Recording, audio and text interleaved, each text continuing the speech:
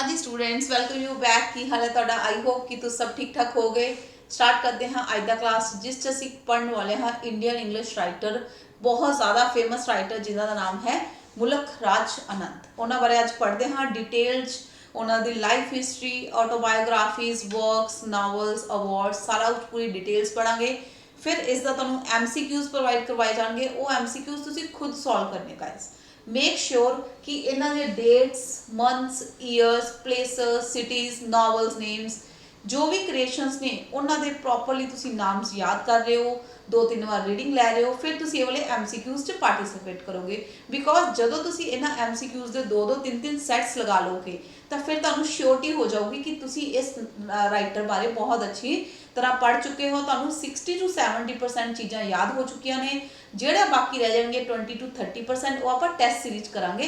इस कोर्स के अंदर तुहानू प्रॉपर सिलेबस नहीं करवाया जाएगा। इस कोर्स के अंदर तुहानू परफेक्ट टैसट सीरीज मिलेगी। जदों तक तुहाडा एग्जाम नहीं हुंदा उदों तक तुहाडे नाल ही हाँ, बिल्कुल नाल हाँ, तुहानू बार बार चीज़ां रिवाइज करवाई जाएंगियां, रिकॉल करवाई जाएंगियां। ठीक है, तो चलो शुरू करते हैं अज की क्लास जिस असीं पढ़ते हाँ मुल्क राज आनंद बारे। असीं जे कह दईए जी काफ़ी important writers Indian English writers हुए सन, किहड़े RK नारायण, मुल्क राज, राजा राव, अरुंधति रॉय। तो इन्हों बहुत ज़्यादा one of the most famous writer. ठीक है, इन्होंने बर्थ की अगर इन्होंने क्या की जाता सी, किस नाम नाल जाने जाता सी, known as Charles Dickens of India. Charles Dickens कौन सन? ब्रिटेन के बहुत सारे मोस्ट फेमस राइटर्स विचों एक सन। बहुत ज़्यादा अपने काम लिए, अपने वर्क्स लिए, अपनी राइटिंग्स लिए बहुत ज़्यादा माने जाते, बहुत ज़्यादा पॉपुलर ने वो। ठीक है, तो चलो उन्होंने क्या कहता सी, होर इन्होंने की कहता सी, father of English, father of Indian English novel के नाम नाल भी जाने जाते इन्होंने। ठीक है, अगले अगर गल करें ना तो बर्थ की, देखो पिक देख के तुसी रैकोगनाइज कर सकते हो। जिवें असीं RK नारायण जी अगर गल करिए तो तुसी उन्हां दी पिक्स देखिया ने, उन्हां दी इमेजेस देखी है, उन्होंने देख के तुहाडे माइंड च नाल दे रिकॉल हो जाता होएगा कि RK नारायण किद्दां दे दिखदे सी। उन्हां दी वाइफ नाल एक पिक तुहानूं दिखाई सी, वो भी याद होगी। उदां ही तुसी इन्हां पिक्स नूं जदों आपां इंसान दी एक पिक्चर नूं देख लैंदे हाँ तो साडा माइंड उहदे नाल अपने आप चीज़ां नूं कोरिलेट कर लैंदा है। ठीक है, तो चलो इदां दे दिखदे सन। इन्हां दी एज सी जदों आई थिंक 98 ईयर्स ओल्ड सी जदों इन्हां दी डेथ हुई सी। मुल्क राज आनंद जी, इन्हां जन्म कदों होया? 12 दिसंबर 1905। कदों होया सी? 1905 विच होया सी। कित्थे होया सी? पेशावर। पेशावर च होया सी। NWFP British India. उस टाइम की सीगा NWFP का मतलब कि इंडिया किस चीज़ का पार्ट सी? एक पाकिस्तान का पार्ट सी। ठीक है जी, उदों इकट्ठा सी तो उदों पेशावर विच होया सी। हुण ये कित्थे है? हुण ये पाकिस्तान है। जदों पाकिस्तान इंडिया का हिस्सा सी उदों पेशावर विच उन्हां दा बर्थ होया सी। कदों? 1905 विच होया सी। फादर की गल करिए, उन्होंने फादर का नाम लालचंद सी। कॉपर स्मिथ सी। कॉपर स्मिथ सी, कॉपर दी चीज़ां बनाउंदे सन। ठीक है, उस तो बाद उन्होंने बाद विच की कर लिया सीगा, उन्होंने वो हैड क्लर्क बन सी Dogra regiment of British army. उस टाइम डोगरा रेजीमेंट होंदी सी तो ब्रिटिश आर्मी च उन्होंने हैड क्लर्क वजों इन्होंने जॉब किया, उस तरीके नाल इन्होंने काम किया। ठीक है, तो चलो इन्होंने मदर का नाम की सीगा? ईश्वर कौर। मदर का नाम ईश्वर कौर, फादर का नाम लालचंद। वो पहले एक कॉपर स्मिथ सी, उस तो बाद उन्होंने की कर लिया डोगरा रेजीमेंट चो हैड क्लर्क की वजह उन्होंने जॉब की। ठीक है, कितने बर्थ होया सी? पेशावर च होया सी 1905 च 12 दिसंबर। ये वाली डेट्स थोड़ियां परेशान कर सकती ने, बट कोई गल नहीं, बार बार रिविजन करांगे तो याद हो जाऊगा। चल अल्मा मैटर की होंदा है? इंस्टीट्यूट कि जगह तो उन्होंने एजुकेशन प्राप्त की, PhD कर रखी से इन्होंने, PhD की हुई सी। क्लीयर, तो ये लंडन जाके भी इन्होंने अपनी स्टडी कंटिन्यू की। सब तो पहले इन्होंने की ग्रैजुएशन इन्होंने कितने की सी? अमृतसर कॉलेज में की सी। क्लीयर, तो क्या ग्रैजुएशन कितों की? ऑनर्स के नाल की सी 1924 च। कितने? खालसा कॉलेज अमृतसर। खालसा कॉलेज अमृतसर दे बहुत फेमस है, सानू सबनूं पता है। तो मुल्क राज आनंद जी ने उत्थों ही उन्होंने ग्रैजुएशन की सी 1924 च। 1905 में उन्होंने बर्थ होया सीगा। ठीक है, Cambridge university university college London, university college London तो उन्होंने अपना की किया, अपने उत्थे अगे स्टडी कंटिन्यू की। PhD फिलोसफी, PhD किहदे की? फिलोसफी की। कित्थे? 1929 1924 च ग्रैजुएशन की खालसा यूनिवर्सिटी तो। 1925 कैम्ब्रिज यूनिवर्सिटी चो उन्होंने PhD की, किंदी गाइडेंस के अंडर की? तो प्रोफैसर डॉस हिक्स। प्रोफैसर डॉसिक के गाइडेंस दे विच उन्होंने PhD अपनी कंप्लीट की 1929 में। उस तो बाद वो इंडिया आ गए सी, उस तो बाद उत्थे काफ़ी टाइम रहे भी है, लंडन च काफ़ी टाइम रहे भी है, बट उस तो बाद वो इंडिया आ गए सी। ठीक है, चलो 1939 विच वो उन्होंने मैरिज की थी। ठीक है, 1939 विच किस नाल की थी? Kathleen Van Gelder. Kathleen Van Gelder actress and communist सी उस टाइम दी, काफ़ी फेमस सी। तो उन्होंने मैरिज कर ली कदों 1939 च, बट वो मैरिज उन्हें चली नहीं, ज़्यादा साल नहीं चली। उन्होंने एक डॉटर सी जिसका नाम की सी सुशीला। सुशीला उन्होंने डॉटर का नाम सीगा। कैथलीन वैन गेल्डर उन्होंने वाइफ सी, बट उन्होंने डिवोर्स हो गया सी कदों 1948 1948 ਵਿੱਚ ਉਹਨਾਂ ਦਾ ਡਾਈਵੋਰਸ ਹੋ ਗਿਆ ਸੀ। 1939 ਵਿੱਚ ਉਹਨਾਂ ਨੇ ਮੈਰਿਜ ਕੀਤੀ ਸੀ। 1948 ਵਿੱਚ ਉਹਨਾਂ ਦਾ ਡਿਵੋਰਸ ਹੋ ਗਿਆ ਸੀ। ਦੈਟ ਉਹਨਾਂ ਨੇ ਮੈਰਿਜ 9 ਇਅਰਸ ਚੱਲੀ। ਉਹਨਾਂ ਦੀ ਇੱਕ ਬੇਟੀ ਸੀ ਜਿਹਦਾ ਨਾਮ ਕੀ ਸੀ? ਸੁਸ਼ੀਲਾ ਸੀ। ਕਲੀਅਰ। ਚਲੋ ਨੈਕਸਟ, ਦੁਬਾਰਾ ਉਹ ਕਿਸੇ ਦੇ ਕੰਟੈਕਟ ਚ ਆਏ। ਕਿਹਦੇ ਕੰਟੈਕਟ ਚ ਆਏ? ਉਹਨਾਂ ਦੇ ਸ਼ਰੀਨ ਵਜ਼ੀਫਦਾਰ, ਨਾਮ ਸੁਣਿਆ ਹੋਏਗਾ, ਬਹੁਤ ਜ਼ਿਆਦਾ ਇੰਡੀਅਨ ਫੇਮਸ ਕਲਾਸੀਕਲ ਡਾਂਸਰ ਨੇ। ਮਤਲਬ ਉਹ ਫਸਟ ਵਨ ਸੀਗੇ ਜਿਹੜੇ ਇਸ ਫੀਲਡ 'ਚ ਉਹਨਾਂ ਨੂੰ ਮੰਨਿਆ ਜਾਂਦਾ ਸੀਗਾ। फेमस इंडियन क्लासिकल डांसर सी वो शरीन वजीफदार। ठीक है, अगर उन्होंने पिक सर्च करोगे ना, गूगल करोगे तो उन्होंने पिक्चर शो हो जाएगी, तुहानू याद हो जाएगा।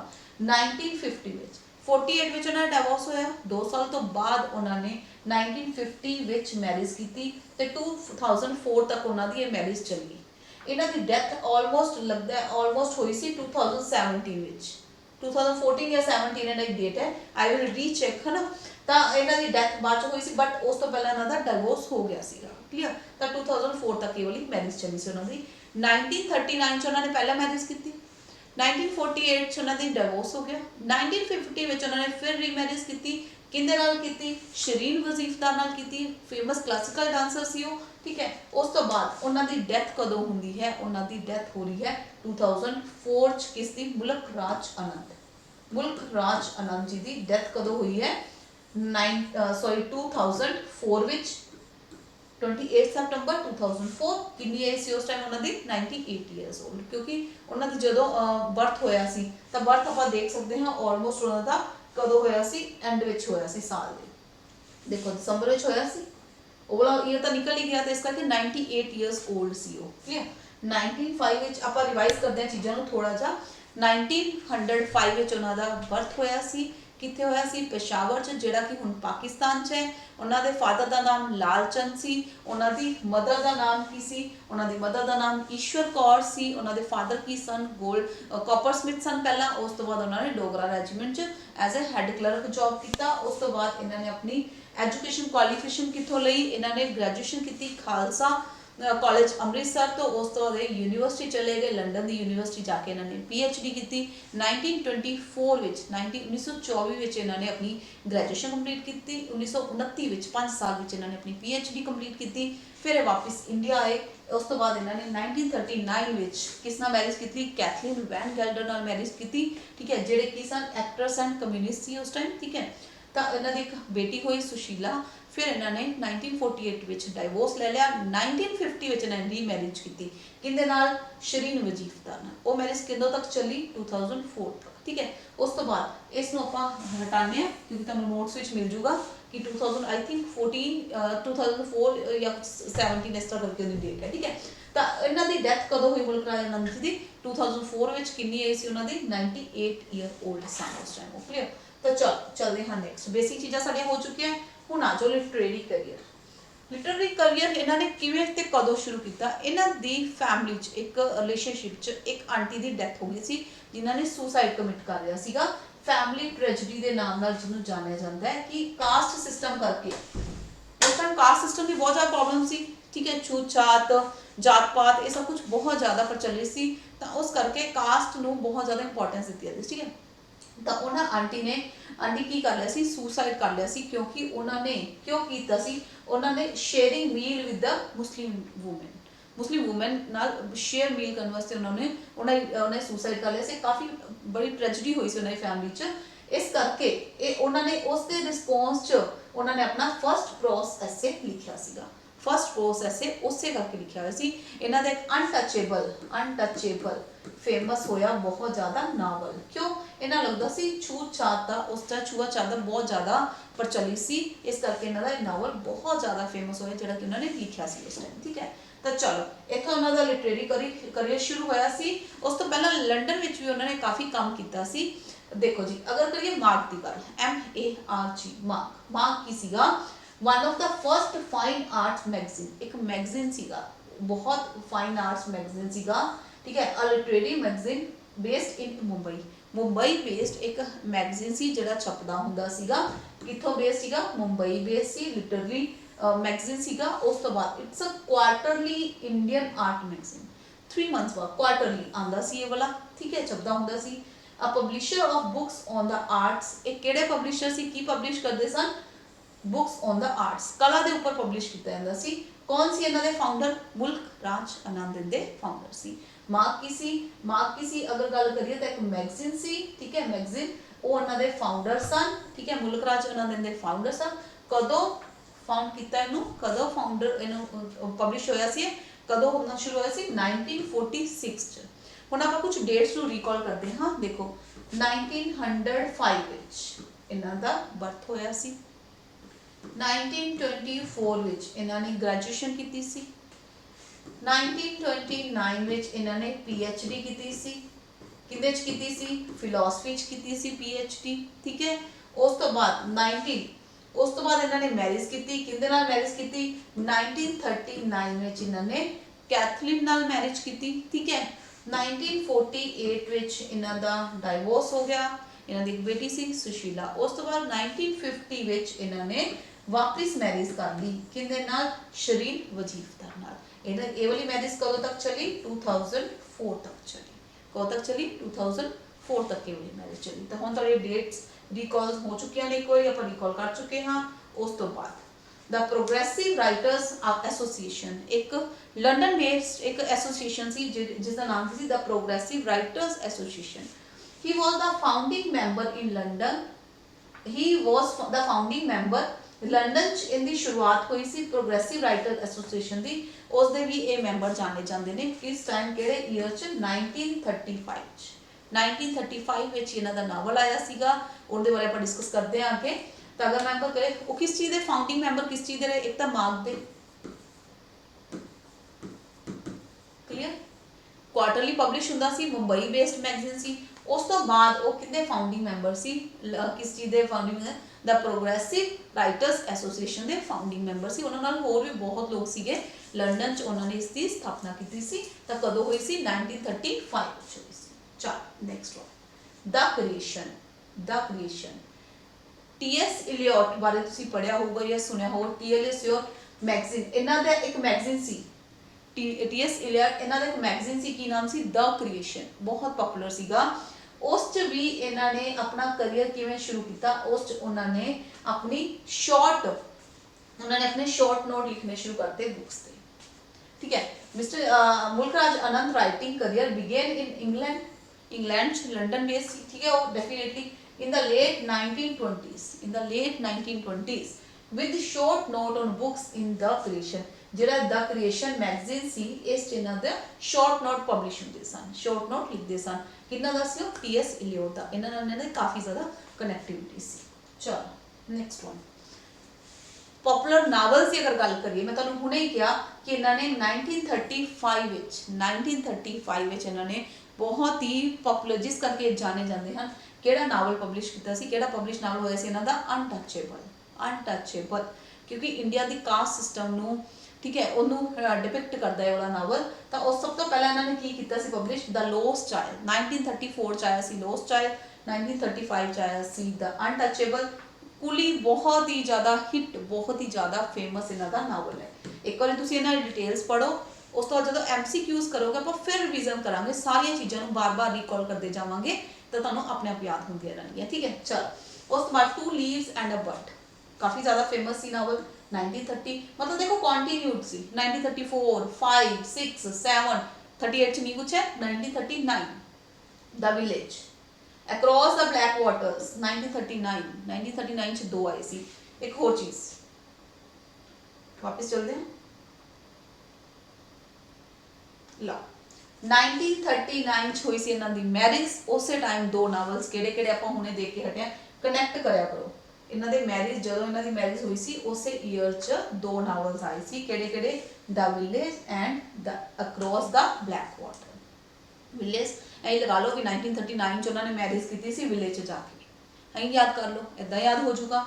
ਉਸ ਤੋਂ ਬਾਅਦ ਅਕ੍ਰੋਸ ਦਾ ਬਲੈਕ ਵਾਟਰ ਨੂੰ ਕ੍ਰੋਸ ਕਰਕੇ ਉਸ ਤੋਂ ਪਰੇ ਜਾ ਕੇ ਇੱਕ ਵਿਲੇਜ ਚ ਉਹਨਾਂ ਨੇ 1939 ਚ ਮੈਰਿਜ ਕੀਤੀ ਸੀ। ਕਿਹਦੇ ਨਾਲ ਕੀਤੀ ਸੀ? ਕੈਥਲੀਨ ਨਾਲ ਕੀਤੀ ਸੀ। ਕਲੀਅਰ? ਚਲ ਨੈਕਸਟ ਆ ਜਾਓ ਜੀ। 1942 ਚ ਦ ਸਵੋਰਡ ਐਂਡ ਦ ਸਿਕਲ, 1945 ਚ ਦ ਬਿਗ ਹਾਰਟ, ਦੋ ਨਾਵਲਸ ਹੋ ਗਏ। ਉਸ ਤੋਂ ਬਾਅਦ 1951 ਚ ਸੈਵਨ ਸਮਰਸ, ਬਹੁਤ ਹੀ ਹਿੱਟ ਫਿੱਟ, ਬਹੁਤ ਜ਼ਿਆਦਾ ਹਿੱਟ ਫਿੱਟ ਇਹਨਾਂ ਦੀ ਆਟੋਬਾਇਓਗ੍ਰਾਫੀ ਹੈ। ਇਹਨੂੰ ਆਪਾਂ ਡਿਟੇਲ ਚ ਅੱਗੇ ਡਿਸਕਸ ਕਰਾਂਗੇ। ਇਹਨਾਂ ਵਾਸਤੇ ਇਸ ਚ ਇਹਨਾਂ ਨੇ ਕੀ ਕੀਤਾ ਸੀਗਾ, ਆਪਣੇ ਰਾਈਟਰ ਦੀ ਇੱਕ ਲਾਈਫ ਦੇ 7 ਇਅਰਸ ਨੂੰ ਡਿਪਿਕਟ ਕੀਤਾ ਸੀਗਾ, ਅਨਕੌਂਸ਼ੀਅਸ ਐਂਡ ਕੌਂਸ਼ੀਅਸ ਕਰਕੇ, ਕੌਂਸ਼ੀਅਸ ਇਅਰਸ, ਠੀਕ ਹੈ। ਤਾਂ ਉਸ ਨੂੰ ਆਪਾਂ ਡਿਸਕਸ ਕਰਾਂਗੇ ਕਿ ਸੈਵਨ ਸਮਰਸ ਦੇ ਨਾਮ ਨਾਲ ਜਾਣਿਆ ਜਾਂਦਾ। The private life of an Indian prince, 1953 1960 ਨਾਲ ਸ਼ਾਇਦ ਤੁਹਾਡੀ ਕੋਈ ਮੈਮਰੀ ਯਾਦ ਹੋਵੇ। ਇਸ ਤੋਂ ਪਹਿਲਾਂ ਜਿਹੜਾ ਆਪਾਂ ਟੌਪਿਕ ਪੜ੍ਹਿਆ ਇੱਕ ਆਰ ਕੇ ਨਾਰਾਇਣ ਜੀ ਬਾਰੇ, ਹੋ ਸਕਦਾ ਤੁਹਾਨੂੰ ਯਾਦ ਹੋਵੇ, ਤੁਹਾਨੂੰ ਰੀਕਾਲ ਕਰਵਾ ਰਿਹਾ ਮੈਂ, ਹੋ ਸਕਦਾ ਤੁਹਾਨੂੰ ਯਾਦ ਆ ਜਾਏ ਕਿ 1958 ਵਿੱਚ ਆਰ ਕੇ ਨਾਰਾਇਣ ਜੀ ਨੇ ਕਿਹੜਾ ਨਾਵਲ ਪਬਲਿਸ਼ ਹੋਇਆ ਸੀ ਉਹਨਾਂ ਦਾ? ਦ ਗਾਈਡ। ਕਿਹੜਾ ਨਾਵਲ ਪਬਲਿਸ਼ ਹੋਇਆ ਸੀ? ਦ ਗਾਈਡ ਪਬਲਿਸ਼ ਹੋਇਆ ਸੀ। 1960 ਵਿੱਚ ਉਹਨਾਂ ਨੂੰ ਕਿਹੜਾ ਅਵਾਰਡ ਮਿਲਿਆ ਸੀ? ਸਾਹਿਤ ਅਕੈਡਮੀ ਅਵਾਰਡ ਮਿਲਿਆ C R K Narayan ji ਨੂੰ। ਕਿਸ ਵਾਸਤੇ? ਦ ਗਾਈਡ ਵਾਸਤੇ। ਤੇ 1960 ਵਿੱਚ ਹੀ ਇਹਨਾਂ ਦਾ ਕਿਹੜਾ ਨਾਵਲ ਆਇਆ ਸੀ? The old woman and the cow. The old woman and the cow. ਇਹਨਾਂ ਨੂੰ ਕਨੈਕਟ ਕਰੋ ਆਪਸ ਚ, ਕੋਰਿਲੇਟ ਕਰੋ ਚੀਜ਼ਾਂ ਨੂੰ, ਫਿਰ ਦੇਖੋ ਕਿਵੇਂ ਕਿਵੇਂ ਯਾਦ ਹੁੰਦੇ। ਠੀਕ ਹੈ, ਆ ਤਾਂ ਤੁਹਾਨੂੰ ਪੱਕੀ ਤਰ੍ਹਾਂ ਯਾਦ ਹੋ ਗਿਆ ਹੋਊਗਾ। 1965 ਵਿੱਚ ਇਹਦੇ ਤੇ ਮੂਵੀ ਬਣ ਗਈ ਸੀ, ਗਾਈਡ ਮੂਵੀ ਬਣ ਗਈ ਸੀ, ਜਿਹਦਾ ਕਰੈਕਟਰ ਕੌਣ ਸੀ? ਰਾਜੂ, ਰੋਜ਼ੀ, ਮਾਰਕੋ। ਠੀਕ ਹੈ ਜੀ, ਹੁਣ ਤਾਂ ਯਾਦ ਹੋਣ ਲੱਗੀਆਂ ਹੋਣਗੀਆਂ ਚੀਜ਼ਾਂ। ਚਲੋ, ਇਹਨਾਂ ਦੀ ਡੈਥ ਕਦੋਂ ਹੋਈ? The death of a hero, sorry, the death of a hero based on the life of Maqbool Sherwani. ਮਕਬੂਲ ਸ਼ੇਰਵਾਨੀ ਇੱਕ ਕਰੈਕਟਰ ਨੇ ਜਿਨ੍ਹਾਂ ਦੀ ਲਾਈਫ ਦੇ ਉੱਪਰ ਇਹਨਾਂ ਲਿਖਿਆ ਸੀ ਦ ਡੈਥ ਆਫ ਅ ਹੀਰੋ। ਕਦੋਂ? 1964 ਵਿੱਚ। 1960। ਕੋਈ ਗੱਲ ਨਹੀਂ, MCQs ਕਰਾਂਗੇ, ਬਾਰ-ਬਾਰ ਤੁਹਾਨੂੰ ਰਿਵਾਈਜ਼ ਕਰਾਈ ਜਾਊਗੀ, ਬਾਰ-ਬਾਰ ਰੈਪੀਟੇਸ਼ਨ ਕਰਾਈ ਜਾਊਗੀ। ਯਾਦ ਕਿੱਦਾਂ ਨਹੀਂ ਹੁੰਦਾ? ਸਾਰਾ ਕੁਝ ਬਹੁਤ ਅੱਛੀ ਤਰ੍ਹਾਂ ਯਾਦ ਹੋਊਗਾ। ਕਲੀਅਰ? ਠੀਕ ਹੈ, ਕੁਝ ਕਰਨ ਦੀ ਜ਼ਰੂਰਤ ਨਹੀਂ, ਸਾਰਾ ਕੰਟੈਂਟ ਪ੍ਰੋਪਰਲੀ ਤੁਹਾਨੂੰ ਬਹੁਤ ਅੱਛੇ ਵੇ ਨਾਲ ਪ੍ਰੋਵਾਈਡ ਕਰਵਾਇਆ ਜਾਏਗਾ। ਕੁਝ ਵੀ ਸੋਚਣ ਦੀ ਜ਼ਰੂਰਤ ਨਹੀਂ ਹੈ। ਇੰਨਾ ਕੁ ਅਸੀਂ MCQs ਕਰ ਲਾਂਗੇ, ਇੰਨਾ ਕੁ ਡੈਪਥ ਚੀਜ਼ਾਂ ਕਰ ਲਾਂਗੇ, ਦੋ ਵਾਰੀ ਕਰ ਲਾਂਗੇ ਕਿ ਤੁਹਾਨੂੰ ਆਪਣੇ ਆਪ ਰਿਵਾਈਜ਼ ਹੋਊਗਾ, ਯਾਦ ਹੋ ਜਾਊਗਾ। ਚਲੋ ਨੈਕਸਟ ਅਗਰ ਗੱਲ ਕਰਦੇ ਹਾਂ ਅਸੀਂ ਸ਼ਾਰਟ ਸਟੋਰੀਜ਼ ਦੀ, ਕਿਹੜੀ ਕਿਹੜੀ ਸੀ? 1934 ਵਿੱਚ ਸਭ ਤੋਂ ਪਹਿਲਾਂ ਨੇ 1934 ਵਿੱਚ the lost child and other stories ਆਏ। ਠੀਕ ਹੈ, ਉਸ ਤੋਂ ਬਾਅਦ 1945 ਵਿੱਚ ਦ ਬਾਰਬਰਸ ਟ੍ਰੇਡ ਯੂਨੀਅਨ। ਇਹ ਸਾਰੀ ਲਿਸਟ ਤੁਸੀਂ ਨੋਟ ਕਰੋ, ਇਹਨੂੰ ਬਾਰ-ਬਾਰ ਰਿਵਾਈਜ਼ ਕਰੋ। 47 ਤਾਂ ਯਾਦ ਹੀ ਹੋਊਗਾ, ਇੰਡੀਆ ਦੀ ਸੈਪਰੇਸ਼ਨ ਵਾਲਾ ਈਅਰ। ਠੀਕ ਹੈ, the tractor and the corn goddess. Tractor ਤੋਂ ਯਾਦ ਕਰ ਲਓ, ਟਰੈਕਟਰ ਚੱਲਣੀ ਸ਼ੁਰੂ ਹੋ ਗਈ ਸੀ 1947 ਚ, ਜਦੋਂ ਸੈਪਰੇਸ਼ਨ ਹੋਇਆ ਸੀ, ਡਿਵਾਈਡੇਸ਼ਨ ਹੋਈ ਸੀ। ਕਲੀਅਰ? ਤਾਂ ਚਲੋ next, the reflections of on the golden bed, 1953 59 ਚ ਆਇਆ ਸੀ ਦ ਪਾਵਰ ਆਫ ਡਾਰਕਨੈਸ। ਇਹਨਾਂ ਸਾਰਿਆਂ ਨੂੰ ਤੁਸੀਂ ਲਿਸਟ ਬਣਾ ਲਓ, ਆਪਣੇ ਕੋਲ ਨੋਟ ਡਾਊਨ ਕਰੋ, PDF ਰੱਖੋ, ਬਾਰ-ਬਾਰ ਰਿਵਾਈਜ਼ ਕਰੋ ਇਹਨਾਂ ਦੇ ਨਾਮ, ਕਿਉਂਕਿ ਜਦੋਂ ਸਾਨੂੰ ਇਹਨਾਂ ਦੇ ਨਾਮ ਯਾਦ ਹੋਗੇ ਨਾ ਕਿ ਜੀ ਇਹ ਆਰ ਕੇ ਨਾਰਾਇਣ ਦਾ ਨਾਵਲ ਹੈ, ਆਰ ਕੇ ਨਾਰਾਇਣ ਦੀ ਸਟੋਰੀ ਹੈ, ਫਿਰ ਆਪਾਂ ਮੁਲਕ ਰਾਜ ਜੀ ਬਾਰੇ ਪੜਾਂਗੇ ਤਾਂ ਆਪਣੇ ਆਪ ਚੀਜ਼ਾਂ ਰੀਕਾਲ ਕਰਾਂਗੇ ਆਪਾਂ। ਕਲੀਅਰ? ਚਲੋ ਉਸ ਤੋਂ ਬਾਅਦ ਚਲਦੇ ਹਾਂ ਨੈਕਸਟ, ਆਟੋਬਾਇਓਗ੍ਰਾਫੀਜ਼। ਮੈਂ ਹੁਣੇ ਦੱਸਿਆ ਤੁਹਾਨੂੰ ਸੈਵਨ ਸਮਰਸ ਕਾਫੀ ਜ਼ਿਆਦਾ ਫੇਮਸ ਸੀ, ਕਾਫੀ ਜ਼ਿਆਦਾ ਪਪੂਲਰ ਸੀ ਇਹਨਾਂ ਦਾ ਇਹ ਵਾਲੀ writing. 1951 first drafted when he was a student at London. ਕਦੋਂ ਡਰਾਫਟ ਹੋਇਆ ਸੀ ਬਟ ਪਬਲਿਸ਼ ਨਹੀਂ ਹੋਇਆ ਸੀ ਉਦੋਂ ਤੱਕ? 1951 ਚ। ਠੀਕ ਹੈ, ਤੇ 1951 ਤੱਕ ਮਤਲਬ ਜਦੋਂ ਹੋਇਆ ਪਹਿਲੀ ਵਾਰੀ ਡਰਾਫਟ ਹੋਇਆ ਸੀ, ਪਬਲਿਸ਼ ਤਾਂ ਉਦੋਂ ਹੀ ਹੋ ਗਿਆ ਸੀ, ਸੌਰੀ ਉਹਨੇ ਲਿਖ ਤਾਂ ਉਦੋਂ ਹੀ ਲਿਆ ਸੀ, ਰੈਡੀ ਉਦੋਂ ਹੀ ਹੋ ਗਿਆ ਸੀ, ਬਟ ਕਦੋਂ ਤੱਕ ਨਹੀਂ ਹੋਇਆ ਸੀ ਪਬਲਿਸ਼? 1951 ਤੱਕ। 1951 ਚ ਜਾ ਕੇ ਪਬਲਿਸ਼ ਹੋਇਆ ਸੀ, ਬਟ ਉਹਨਾਂ ਨੇ ਜਦੋਂ ਉਹ ਸਟੂਡੈਂਟ ਸੀ ਲੰਡਨ ਵਿੱਚ, ਠੀਕ ਹੈ, ਉਦੋਂ ਹੀ ਡਰਾਫਟ ਹੋ ਗਿਆ ਸੀ ਉਹ। ਚਲੋ ਇਸ ਚ ਕੀ ਦਿੱਤਾ ਹੋਇਆ ਹੈ, ਇਹ ਇੰਪੋਰਟੈਂਟ ਕਿਉਂ ਹੈ? ਸੈਵਨ ਸਮਰਸ ਦੀ ਕੀ ਕੁਆਲਿਟੀਜ਼ ਨੇ?